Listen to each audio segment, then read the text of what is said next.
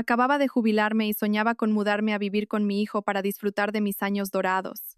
Pero mi nuera dijo que yo no era de la familia.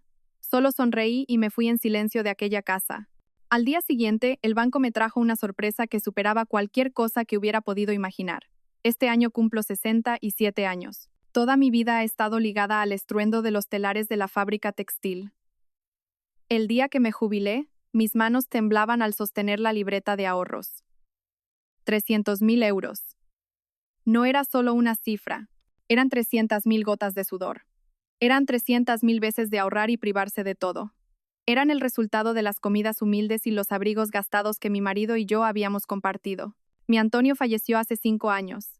Se fue sin ver a nuestro hijo triunfar, sin disfrutar de un solo día de paz completa. Desde que él se fue, solo me quedaba Javier. Mi único hijo era mi razón de vivir, mi última esperanza. De esos 300.000 euros, planeaba darle una parte como capital para sus negocios y guardar el resto para mis achaques de la vejez. Pero entonces, Javier y mi nuera, Isabel, vinieron a visitarme. Eran un encanto. Isabel se apresuró a prepararme un zumo de naranja. Javier me masajeaba los hombros. Mamá, empezó Javier, lo hemos pensado todo. Con nuestros ahorros y el dinero que nos des, queremos comprar un chalet nuevo en La Moraleja. El aire es más puro allí, y hay mucho espacio. Nos mudaremos todos juntos, mamá. Y Mateo, ese es el apodo de mi nieto, tendrá sitio para correr. Y tú, mamá, tendrás un lugar tranquilo para descansar, añadió Isabel con su voz cantarina. Ya lo dicen, mamá, 3 generaciones bajo el mismo techo es la mayor de las bendiciones. Te vienes a vivir con nosotros. Por las mañanas, sales a pasear, y por las tardes, recoges a Mateo del colegio. Por la noche, cenamos todos juntos en familia. Este piso viejo es pequeño y húmedo. No es bueno para la salud de una persona mayor. Mi corazón se llenó de calidez al escucharlos. Esa imagen de las 3 generaciones juntas era el sueño de mi vida. Mi marido ya no estaba. Vivir sola en este viejo apartamento de Carabanchel era triste. Miré a Javier. Mi hijo ya era un hombre hecho y derecho, con esposa e hijo. Necesitaba un hogar digno para prosperar, para tener una buena imagen ante los demás. ¿Y yo? ¿Qué más necesitaba que no fueran mi hijo y mi nieto? Así que asentí.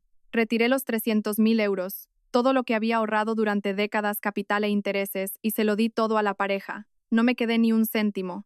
Mi pensamiento era simple. Mi dinero es también el de mi hijo. Si voy a vivir con él, y él cuidará de mí, ¿para qué necesito guardar dinero? El día que le entregué la libreta a Isabel, sus manos también temblaban al cogerla, pero su sonrisa era radiante. Mamá, eres la mejor madre del mundo. No te preocupes, no te decepcionaremos. Creí en esa promesa. Creí en la sonrisa de mi nuera y en el silencioso asentimiento de mi hijo. Recogí mis cosas del piso viejo, llevándome solo algo de ropa y la foto de boda de Antonio y mía. Me fui con el corazón lleno de alegría, convencida de que una vida feliz y plena me esperaba. No tenía ni idea de que ese día estaba entregando voluntariamente el último trozo de paz que me quedaba. El chalet en La Moraleja era realmente hermoso. Parecía una pequeña villa. 3 plantas con suelos de un mármol que transmitía un frío helador. Todo en el interior era nuevo y brillante. Javier, orgulloso, me enseñó cada habitación. Pero, no sé por qué, sentía una extraña distancia. El frío del mármol se me metía por los pies y me provocaba escalofríos. Mi habitación estaba en la planta baja, justo al lado de la cocina. Así estás más cómoda, mamá, y no tienes que subir escaleras, dijo Isabel. Sonaba lógico, pero la habitación era pequeña y su ventana daba a un muro oscuro y húmedo. Mientras tanto, el dormitorio de ellos, el de Mateo, e incluso la habitación de invitados, estaban en la segunda y tercera planta, llenos de luz y ventilación, pero me lo tragué sin decir nada. A mi edad, cualquier sitio es bueno para vivir mientras la familia esté feliz. Esa noche, decidí demostrar mis dotes culinarias.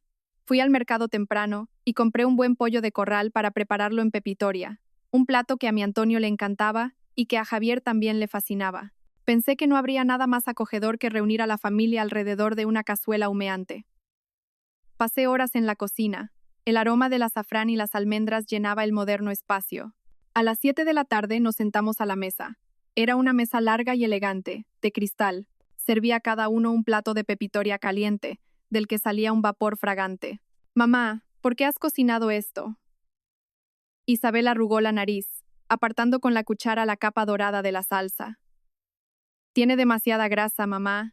Ya te dije que en esta casa no comemos cosas tan pesadas. El exceso de aceite no es bueno para la salud. Me quedé helada. Pero lo he cocinado a fuego lento. Es pollo de corral, por eso la salsa es tan nutritiva, hija. ¿Nutritiva? Es colesterol puro, replicó Isabel apartando el plato. Mateo, tú come tu pasta. Se giró hacia un plato de espaguetis fríos que ya había preparado para mi nieto. El pequeño Mateo miraba mi pollo con curiosidad, pero al oír a su madre, bajó la cabeza y empezó a pinchar los fideos con el tenedor. Miré a Javier. Estaba absorto en su móvil, engullendo apresuradamente un poco de arroz blanco con comida que Isabel había pedido de un restaurante. Levantó la vista y al ver mi mirada forzó una sonrisa. Come, mamá, está bueno. Pero la próxima vez, cocínalo con un poco menos de sal, ¿vale? Isabel está acostumbrada a la comida más internacional. Dicho esto, volvió a bajar la cabeza hacia su teléfono. La primera cena en mi casa de 300.000 euros transcurrió así. Yo sentada en un extremo de la mesa. Mi hijo, su mujer y mi nieto, en el otro. Entre nosotros, un vacío inmenso sobre la fría superficie de cristal. Levanté mi plato de pollo en pepitoria, esa comida nutritiva en la que había puesto todo mi corazón. De repente me pareció insípida y difícil de tragar.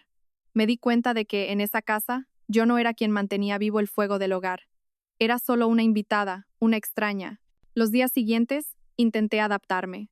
Me levantaba temprano para limpiar la casa, pero Isabel ya había contratado a una asistenta por horas. Quería cocinar, pero me decía que el desayuno ya estaba pedido, y que para la cena solían comer fuera o pedir comida a domicilio. Quería jugar con Mateo, pero me decía que tenía clases de piano, de inglés, que no tenía tiempo. Me movía como una sombra por la casa que yo misma había pagado con los ahorros de toda mi vida. Extrañaba mi viejo piso, el ruido de los telares, incluso a mi Antonio. Al menos allí, yo era la dueña. Aquí, ¿quién era yo? Una noche, mientras limpiaba una vitrina en el salón, oí a la pareja discutir en el piso de arriba. Al principio eran susurros, pero el volumen fue subiendo. No quería escuchar a escondidas, pero la voz de Isabel era tan afilada que bajaba por la escalera con una claridad meridiana. ¿Qué dices? ¿Qué dinero? ¿Mi dinero o el de tu madre? Sentí que el corazón me daba un vuelco. Javier parecía responder enfadado. ¿En qué lo gastas tan rápido? ¿Dónde está el dinero que te di el mes pasado? ¿Cuánto me diste para que me lo eches en cara? Las clases del niño, los compromisos sociales, la comida de esta casa. ¿Crees que el dinero cae del cielo? Y ahora me vienes con cuentas. No te estoy pidiendo cuentas, pero tienes que tener un poco más de cuidado. Últimamente, el negocio no me va bien. Y mamá, parecía que Javier iba a defenderme, pero Isabel lo cortó en seco. Su voz se convirtió en un siseo. Mamá, otra vez, no metas a tu madre en esto. Y que te quede claro una cosa. Esta casa está a nuestro nombre, tuyo y mío. Los 300.000 euros de tu madre apenas dieron para la entrada y para reformar este interior. Ella no es la dueña de esta casa. Me quedé petrificada. El paño que tenía en la mano cayó al suelo de mármol sin que me diera cuenta. Javier parecía quedarse sin argumentos. Su voz se apagó. Habla más bajo, que mamá te puede oír. Que me oiga, gritó Isabel, sin ningún tipo de reparo. Tu madre que se vuelva a su piso viejo. Aquí no es de esta familia, ¿entiendes? Solo es alguien que puso dinero. Y si pones dinero, no tienes derecho a opinar. Estoy harta. El sonido de una puerta cerrándose de un portazo lo silenció todo. Solo se oía el tic-tac monótono del reloj de pared. Sentí un nudo amargo en la garganta. No podía ni llorar. Ella no es de esta familia. Esa frase era más afilada que un cuchillo. Me abrió una herida profunda en el corazón. Resulta que mis 300.000 euros, todo mi patrimonio, solo me habían comprado el título de la que puso el dinero. Una persona sin derecho a hablar, una persona que no pertenecía a ese lugar. Me había equivocado. Vaya si me había equivocado. No sé cuánto tiempo permanecí de pie como una estatua en el salón. Cuando volví en mí, mis miembros estaban entumecidos y helados. Me agaché a recoger el paño. Ya no limpié la vitrina. Me di la vuelta y caminé en silencio hacia mi pequeña habitación en la planta baja. Estaba oscura y agobiante. Encendí la luz. Su brillo amarillento solo acentuaba lo estrecho que era el espacio. Saqué de debajo de la cama la vieja maleta que había usado para la mudanza. Abrí el armario y saqué la poca ropa que tenía. Los vestidos sencillos que usaba a diario. Los doblé y los guardé cuidadosamente en la maleta. No tenía muchas cosas. Al venir aquí, solo había traído lo más esencial. Finalmente, cogí la foto de boda de mi mesita de noche. En la foto, mi Antonio sonreía con ternura, y yo me apoyaba tímidamente en su hombro. Esa foto me había acompañado durante décadas, a través de buenos y malos momentos. La envolví con cuidado en un pañuelo de seda y la coloqué encima de la ropa. Cerré la cremallera de la maleta. Un sonido suave que, sin embargo, sentí como si estuviera cortando algo muy importante. Llevé la maleta al salón. Javier estaba sentado en el sofá, parecía preocupado después de una llamada telefónica. Al verme con la maleta, se sobresaltó y se puso de pie de un salto. «Mamá, ¿a dónde vas? Es de noche». Su voz sonaba alarmada. Lo miré directamente a la cara. A ese hijo al que tanto había amado y del que tan orgullosa había estado. Ahora solo veía en él a un extraño, a un hombre débil. Vuelvo a mi casa. Mi voz era tan tranquila que hasta yo me sorprendí. No había ni un ápice de temblor en ella. ¿Qué casa? Nuestra casa está aquí, mamá. Javier se acercó, intentando coger mi maleta. Si pasa algo, hablemos con calma. Isabel está cansada y no piensa lo que dice. No te enfades. Aparté su mano. Un gesto firme y decidido. Javier se quedó paralizado, quizás porque nunca me había visto tan resuelta. Me miró con ojos suplicantes, pero sin el coraje suficiente para detenerme. Tenía miedo de su mujer, miedo de perder esa fachada de lujo. Mamá, fue lo único que pudo decir, en un susurro. No dije una palabra más. Arrastré mi maleta, abrí la pesada puerta principal y salí. La noche madrileña era bochornosa. Se oía el canto de los grillos. Cerré la puerta de golpe a mi espalda. El sonido resonó, poniendo fin a mi sueño de 3 generaciones bajo el mismo techo. Paré un taxi. El conductor me preguntó a dónde iba. Dudé un momento. A mi antiguo piso ya lo había devuelto al ayuntamiento. Amigos, era demasiado tarde para molestar a nadie. De repente, recordé el barrio de Usera, donde solía ir a comprar telas. Lléveme a Usera, por favor. Busque una pensión barata. El coche se puso en marcha, dejando atrás la lujosa urbanización de La Moraleja. Dejando atrás la casa de 300.000 euros, sumida en una luz amarillenta y enfermiza. Miré por el retrovisor. Javier no salió corriendo detrás de mí. Miré mi móvil, ni una llamada, ni un mensaje.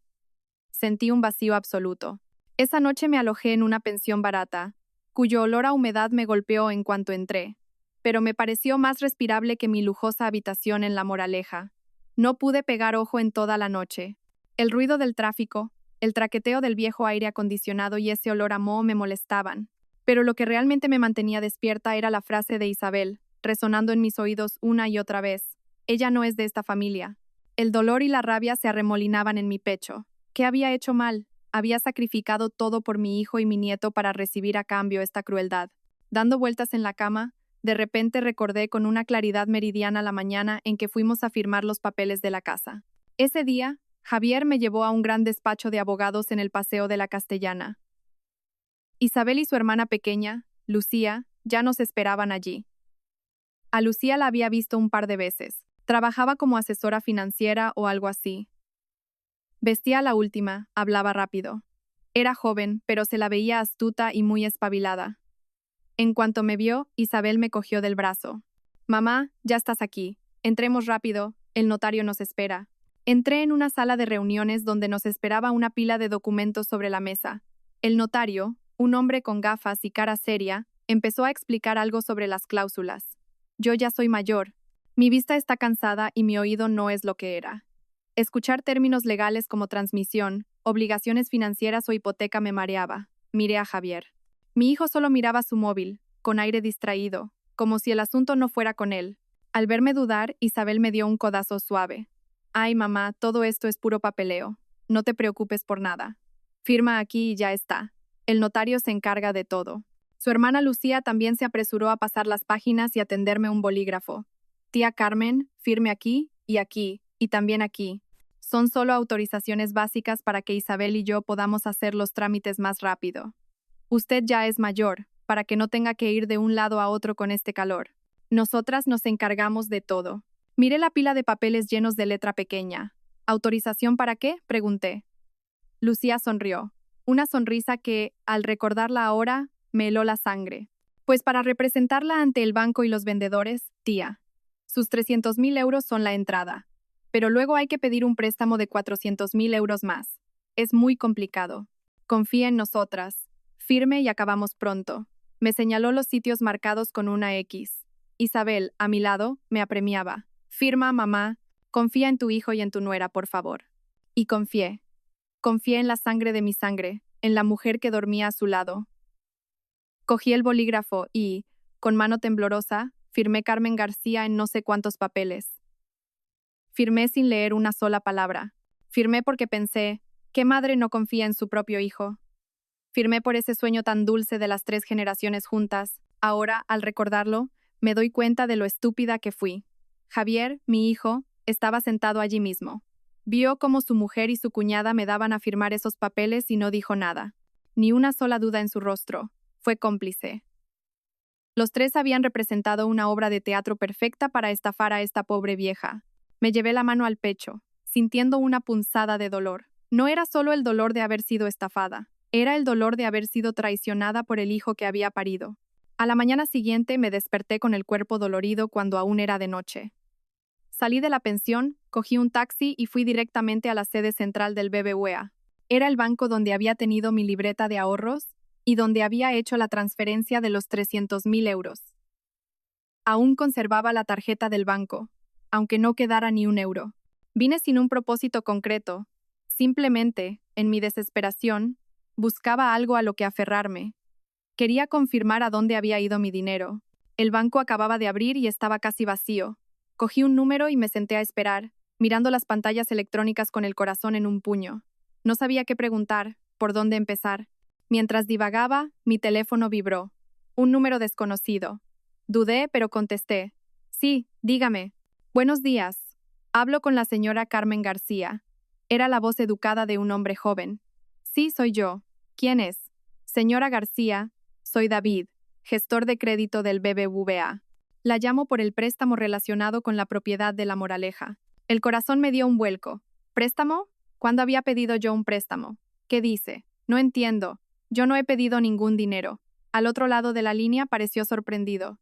Sí, pero la casa está a nombre de su hijo, el señor Javier Pérez. El señor Pérez hipotecó la propiedad para obtener un préstamo de 400.000 euros con nuestro banco. Y señora, ese préstamo lleva 3 meses de impago. Hemos enviado múltiples notificaciones sin respuesta. La llamo para informar a la familia de que si no se realiza el pago esta semana, el banco iniciará el procedimiento de ejecución hipotecaria.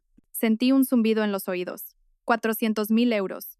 Ejecución hipotecaria. 3 meses sin pagar. La casa a la que acababa de mudarme. ¿Qué ha dicho? ¿Ejecución? ¿Qué significa eso? Intenté mantener la calma, pero mi voz temblaba.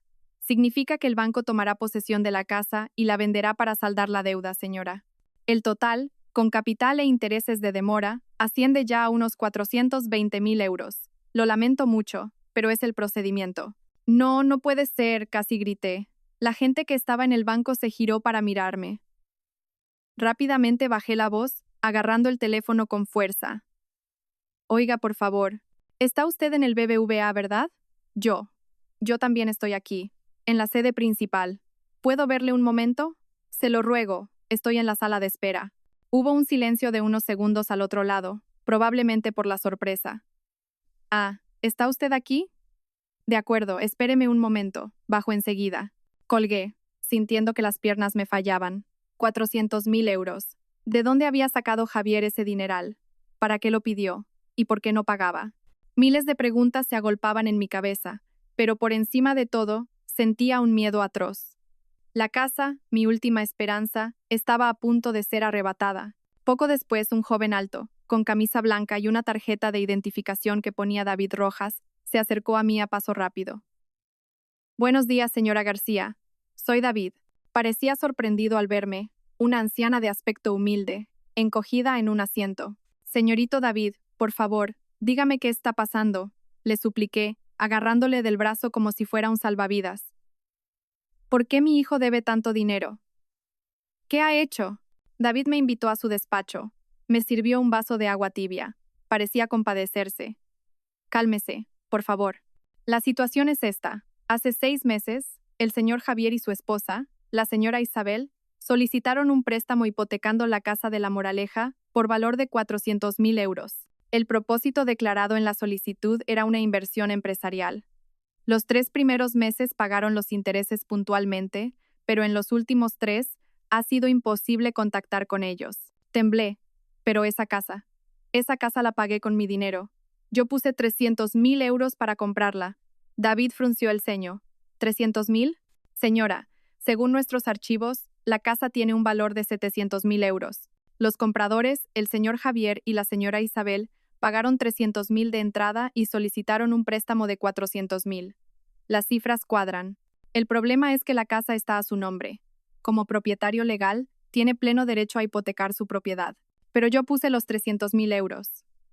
Tengo el comprobante de la transferencia desde mi libreta de ahorros. Insistí, desesperada. David negó con la cabeza, su expresión cada vez más apesadumbrada. Lo entiendo.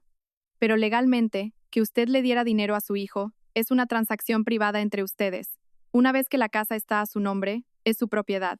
El banco solo trabaja con los documentos de titularidad. Se me secó la garganta. Recordé las palabras de Isabel. Ella no es la dueña de esta casa. Resulta que tenía razón. ¿Y ahora qué hago? ¿Miro sin más cómo el banco se lleva mi casa? Las lágrimas empezaron a brotar. David suspiró. Buscó en el expediente del préstamo de Javier. La verdad es que, al aprobar este expediente, nos pareció un poco extraño. Normalmente, una aportación de capital tan grande como la suya, de 300.000 euros, se registra como copropiedad, o al menos se exige un acuerdo a 3 partes. Pero el expediente del señor Javier estaba completo. David sacó un papel. Aquí está. En la solicitud adjuntaron un documento con la firma de usted, debidamente compulsado ante notario. Entrecerré los ojos para ver el papel. Era mi firma, Carmen García. ¿Pero qué decía? Le pedí a David que me lo leyera. Él carraspeó y leyó lentamente. Acuerdo voluntario.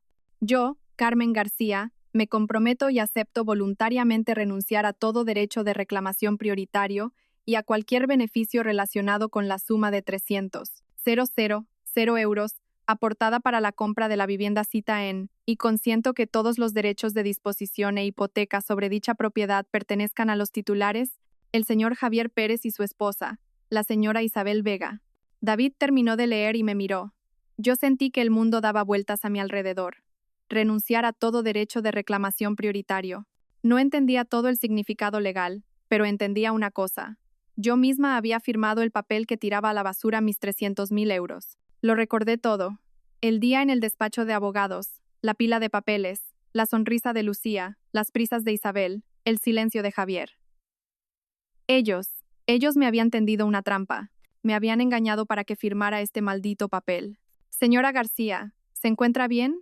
La voz de David me llegó como desde muy lejos. No respondí. El dolor de la traición llegó a su punto álgido, pero extrañamente, ya no lloré. Mis lágrimas se habían secado. Una sensación fría y decidida, casi aterradora, empezó a formarse dentro de mí. Había perdido 300.000 euros. Había perdido a mi hijo. No podía permitirme perder también lo último que me quedaba de dignidad. Salí del BBVA como una sonámbula. El sol del mediodía en Madrid era abrasador. No llamé a un taxi, simplemente caminé. Caminé sin rumbo, con mis viejas piernas cansadas, pero no sentía el dolor físico. El dolor de mi corazón era tan grande que eclipsaba todo lo demás. Me habían estafado. Una estafa cruel y perfectamente ejecutada por mi propio hijo, mi nuera y la hermana de esta.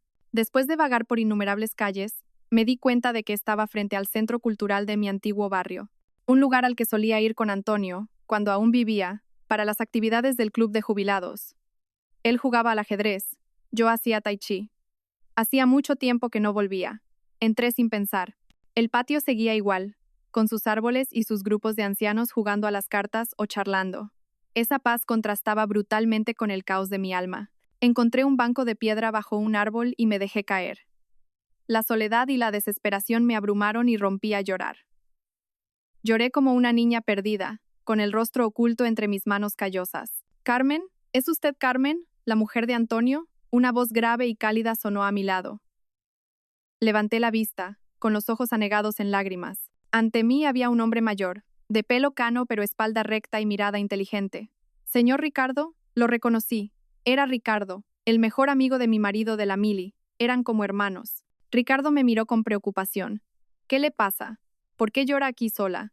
¿Dónde está Javier?». Al ver a un viejo amigo de mi marido, al ver la genuina preocupación en sus ojos, el muro que había levantado en el banco se derrumbó. Le conté todo entre sollozos. Mis 300.000 euros, mi sueño familiar, la cena fría, la frase «no eres de esta familia». el préstamo de 400.000 euros, y ese maldito acuerdo voluntario. Ricardo escuchó en silencio, su ceño frunciéndose cada vez más. Cuando terminé, apenas me quedaba voz. Ricardo me ofreció una botella de agua y suspiró profundamente. Dios mío, ¿cómo han podido hacerle esto? Javier, yo lo tuve en brazos de pequeño, era un niño tan educado. Ya no sé nada, Ricardo, dije con desesperación. Lo he perdido todo. No diga tonterías, exclamó Ricardo, su mirada ahora afilada. Esto no ha terminado. Le han engañado, pero han dejado un cabo suelto. Y ese cabo suelto es el propio banco. ¿Un cabo suelto? Pero si me han dicho que todo es legal. Legal, se burló Ricardo. He trabajado en banca toda mi vida. Conozco estos trucos. Escúcheme bien, Carmen. Llorar no sirve de nada. Tiene que ser fuerte, por Antonio. Él nunca se rendía. Oír el nombre de mi marido me dio fuerzas. Asentí. ¿Qué debo hacer? Primero, dijo Ricardo, entienda el arma que tiene. Ellos le quitaron su dinero, pero le dieron la prueba definitiva, el flujo de dinero. La transferencia de 300.000 euros desde su cuenta a la del vendedor es una prueba irrefutable de que usted fue la verdadera inversora. Ese papel que firmó se puede impugnar en un juicio por engaño y falta de asesoramiento. Pero no vamos a ir a juicio, eso es largo y costoso. Entonces, pregunté, vamos a negociar. No con su hijo, sino con el banco, con ese tal David. Él está sentado sobre una bomba de relojería. Ningún banco quiere ejecutar una hipoteca. Es un proceso largo que genera mala prensa y aumenta su tasa de morosidad. Quieren dinero contante y sonante. Además, han sido negligentes. Aprobaron un préstamo de 400.000 euros sobre una propiedad en la que una pensionista había invertido 300.000, basándose en un papel sospechoso redactado por la propia nuera. ¿Sabe por qué? Porque la hermana, Lucía, la asesora financiera, seguro que tiene contactos dentro y untó a alguien. El banco también tiene miedo. Tienen miedo de que usted arme un escándalo. Empezaba a entender. Este es el plan, concluyó Ricardo. Volverá a ver a David, no como una víctima, sino como una socia, y le hará una oferta que no podrá rechazar. Antes de irme, una duda me asaltaba el corazón de madre. Ricardo, sé que Javier ha sido débil, pero no puedo creer que sea tan cruel como para tenderle una trampa así a su propia madre. Quizás fracasó en un negocio y su mujer le convenció para hacer esto. Ricardo guardó silencio un momento. Tiene razón. Necesitamos saber exactamente a dónde fueron esos 400.000 euros. Será nuestra palanca final en la negociación y le servirá a usted para ver la verdadera cara de su hijo. Recordé que tenía un primo, Marcos. No tenía muchos estudios, pero era espabilado y había montado una pequeña agencia de detectives privados. Era un trabajo que no me gustaba, pero ahora no tenía otra opción. Tengo una idea, le dije a Ricardo. Llamé a Marcos y le conté la historia. Su habitual tono jocoso desapareció, reemplazado por una furia helada. ¡Qué canallas! ¿Qué necesitas, prima? Necesito saber a dónde fueron cada uno de los 400.000 euros que Javier pidió al banco. Necesito pruebas. Dame 3 días, dijo Marcos. 3 días después, Marcos me llamó.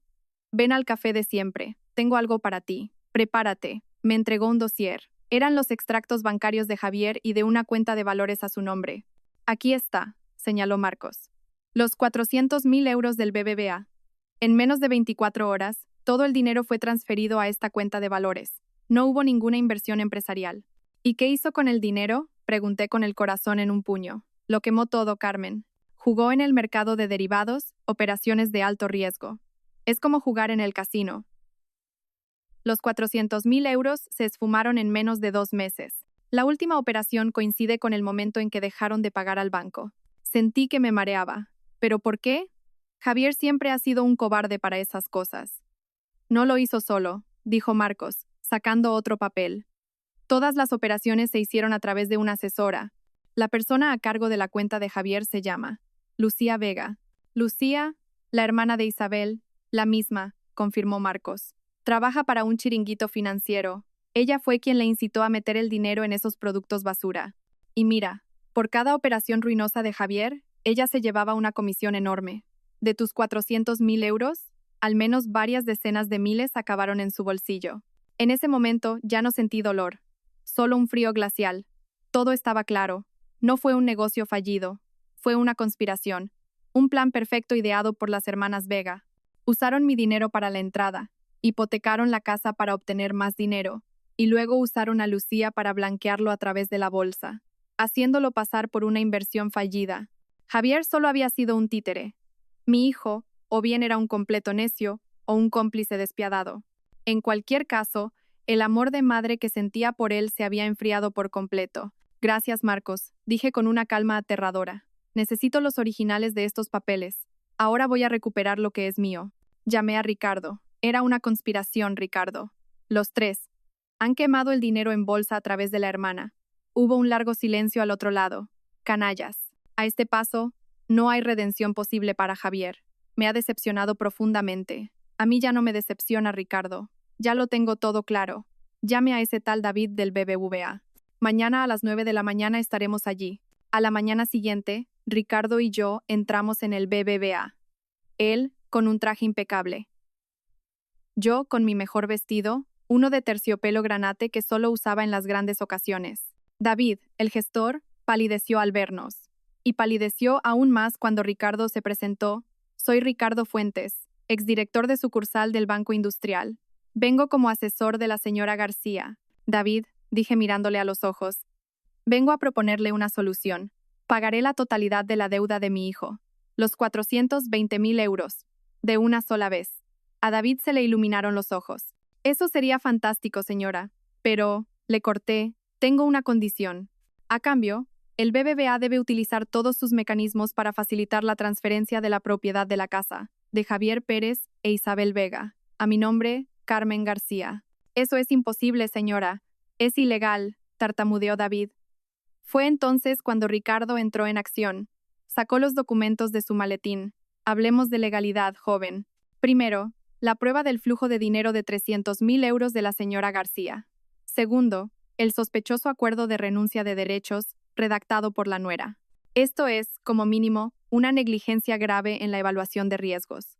Y tercero, dijo sacando los papeles de Marcos, la prueba de que los 400.000 euros de su banco fueron desviados a un chiringuito financiero dirigido por la cuñada de su cliente. Esto huele a complicidad y fraude. David estaba blanco como el papel. Le di el golpe de gracia. Tiene dos opciones, David. O colaboran, yo pago la deuda. Ustedes presionan a mi hijo para que me transfiera la propiedad para saldarla, y todos salimos ganando. O mañana mismo presento una denuncia por estafa contra mi hijo y una querella contra el BBVA por negligencia y complicidad. Y enviaré este dossier a todos los periódicos. Piense que vale más. La reputación del BBVA o una deuda de 400.000 euros. David, temblando, llamó a sus superiores. No hicieron falta 24 horas. Esa misma tarde, el banco aceptó. Presionarían a Javier para que me cediera la casa a cambio de cancelar la deuda. Días después, mientras esperaba que se completara el papeleo, volví a mi antiguo piso a recoger algunas cosas de Antonio. En el fondo de un viejo baúl, encontré un pequeño diario. Nunca supe que Antonio escribiera un diario. En las últimas páginas, escritas poco antes de morir, leí algo que me heló la sangre. Hablaba de un antiguo socio y amigo del alma, al que había traicionado por un malentendido hacía 30 años, llevándolo a la ruina. Un hombre al que le debía una disculpa y una vida entera. El nombre de ese amigo era Luis Vega, el padre de Isabel. La verdad me golpeó con la fuerza de un rayo. No era solo avaricia, era una venganza planeada durante décadas. Isabel se había casado con mi hijo, se había ganado mi confianza, todo como parte de un plan para destruir a la familia que, según ella, había destruido a la suya. Con la escritura de la casa ya a mi nombre, convoqué a Javier, Isabel y Lucía a una tetería. Primero, les mostré el diario de mi marido y, en su nombre, les pedí perdón por el dolor del pasado. Vieron la sorpresa en sus caras. Luego saqué los documentos de Marcos y los puse sobre la mesa. Les expuse su fraude, su conspiración. Javier se desmoronó al darse cuenta de que había sido un peón. Isabel, con el rostro desencajado, confesó su plan de venganza. Tras una amarga discusión entre ellos, impuse mis condiciones. Lucía devolvería hasta el último céntimo de sus comisiones. Javier e Isabel podrían seguir viviendo en la casa, pero como mis inquilinos, pagando un alquiler mensual que iría a un fondo de estudios para mi nieto Mateo. Javier tendría que aceptar un trabajo de oficinista que Ricardo le conseguiría y entregarme su sueldo íntegro. Y yo, Carmen García, sería la única que tomaría todas las decisiones en esa casa, porque yo era la dueña. Ha pasado un año. Me he mudado al ático de la casa. Desde aquí arriba lo oigo todo, pero nada me perturba. La casa es un lugar silencioso y frío, regido por mis normas. Javier es un hombre gris y derrotado. Isabel es una sombra amargada.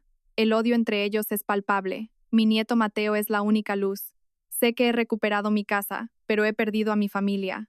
El amor no se puede comprar. Una noche caí enferma con fiebre alta. A medianoche, alguien llamó a mi puerta. Era Javier. Traía un cuenco de sopa de ajo caliente. Sin mirarme, lo dejó en la mesita. Mamá, dijo con voz ronca, come un poco. Estás enferma. Hacía años que no hacía nada por mí. Me ayudó a incorporarme y me dio la sopa con una cuchara.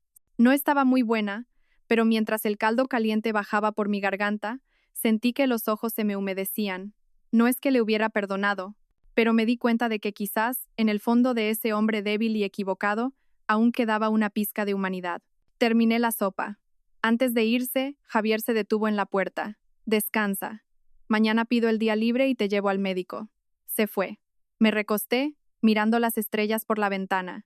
Comprendí entonces que el amor de una madre es valioso, pero nunca debe entregarse por completo. Siempre hay que guardarse un poco para una misma, para la propia dignidad. Un hogar no son las paredes ni las escrituras. Quizás un hogar es simplemente un lugar donde, a pesar de todas las grietas, alguien está dispuesto a compartir contigo un plato de sopa caliente, por muy insípida que esté.